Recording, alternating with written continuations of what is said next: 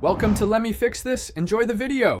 In this video, I will explain how to play Resident Evil 4 on PSVR2. First, make sure you have your PlayStation 5 console, a PSVR2 headset, and the Resident Evil 4 game. The VR mode is a free add-on, so download it from the PlayStation Store. Connect your PSVR2 headset to your console and pair your Sense controllers. Remember to adjust your headset for comfort and set up your play area to avoid any bumps.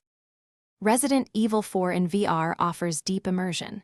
You'll manually reload weapons by ejecting the magazine, grabbing a new one from your hip, inserting it, and then cocking the slide. Handguns go on your hip, while shotguns and rifles are stored on your back. Your knife is crucial for parrying enemy attacks and executing stealth takedowns. You'll also physically interact with the world, opening doors and breaking crates. To survive, strategic weapon placement is key. Customize your holsters for quick draws.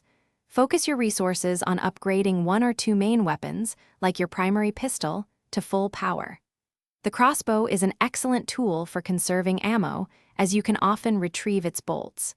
Don't forget to visit the shooting range to hone your aiming skills and earn helpful keychains.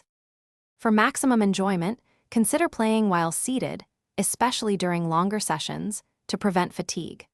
Adjust VR settings like camera shake and movement speed to minimize any motion sickness.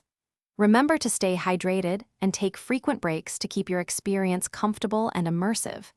If you encounter controller issues, check for debris in the triggers or try repairing your Sense controllers. Thanks for watching. If you found this helpful, don't forget to like and subscribe.